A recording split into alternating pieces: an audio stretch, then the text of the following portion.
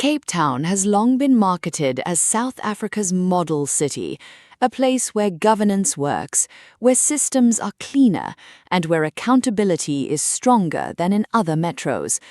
But that image is now facing one of its most serious challenges yet, as growing voices begin to ask a question that can no longer be ignored. Is Cape Town being shielded from the same level of scrutiny applied elsewhere in the country? At the center of this debate is J.P. Smith, a senior figure in the city's leadership, whose name surfaced following a dramatic police raid in early 2025. The operation, which also involved Xanthia Limburg, did more than generate headlines. It exposed a deeper tension between Cape Town's polished public image and the lived reality experienced by many of its residents. For years, Cape Town has been held up as an example of effective governance, particularly when compared to other major cities grappling with corruption scandals, failing infrastructure, and political instability. This reputation has not come by accident. The city has consistently promoted itself as financially stable, administratively efficient, and committed to service delivery. But critics now argue that this narrative may be incomplete, if not misleading. Because beneath that image lies another Cape Town. A Cape Town where housing projects stall for years without explanation, where construction sites are disrupted by extortion networks, where gang violence continues to shape entire communities, and where private security firms often appear more visible than state law enforcement. For residents in these areas, the idea of a well-run city feels disconnected from their daily reality. This is where the controversy begins to deepen. The police raid on municipal offices was not just a law enforcement action. It was a moment that forced two competing versions of Cape Town into direct confrontation. On one side, the official narrative of clean governance. On the other, growing allegations that criminal networks and tender interests may have found ways to influence parts of the system. And that raises a critical question. If similar allegations in other provinces trigger national investigations, commissions of inquiry, and widespread political consequences, why does Cape Town appear to face a different standard? This is not simply a political accusation, it is a question about consistency. Because accountability, if it is to mean anything, must be applied evenly. According to critics, there is an emerging perception that Cape Town has been treated with a level of institutional caution or even protection that is not extended to other metros. Whether this perception is accurate or not, its existence alone is significant because it speaks to a broader issue of public trust. You cannot have one standard for one city and another for the rest of the country, a governance analyst notes.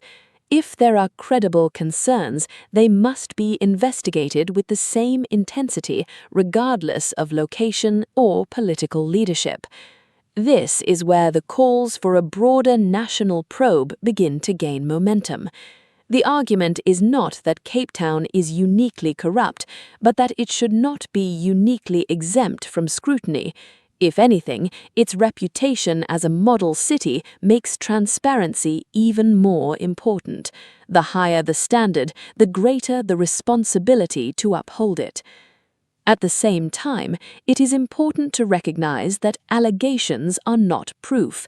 The individuals involved, including J.P. Smith, have not been found guilty of wrongdoing, and any investigation must respect the principles of due process and fairness. However, the absence of proven guilt does not eliminate the need for thorough and independent inquiry. Because in cases like this, the issue is not only about legal outcomes, it is about credibility.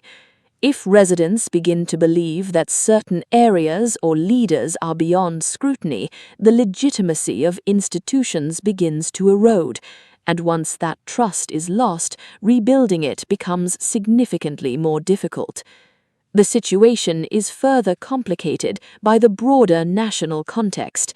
South Africa is currently grappling with multiple corruption-related investigations, from policing structures to municipal governance and procurement systems. These cases have revealed patterns of criminal infiltration, political interference, and systemic weaknesses that extend across different levels of government. Against this backdrop, the idea that Cape Town could be entirely insulated from similar risks appears increasingly difficult to sustain. This does not mean the city is fundamentally compromised, but it does mean it cannot be assumed to be immune. And that is why the call for a national-level investigation is gaining traction. Such a probe would not only examine specific allegations, but also assess whether systemic vulnerabilities exist within the city's governance structures. It would provide clarity, either confirming concerns or dispelling them with evidence. In many ways, this moment represents a test of whether South Africa's commitment to accountability is truly national in scope, a test of whether political narratives can withstand independent scrutiny, and a test of whether institutions are willing to investigate uncomfortable questions even when they challenge widely accepted perceptions. For the residents of Cape Town, particularly those in communities that feel overlooked, the outcome of this debate carries real significance. It is not about political point scoring.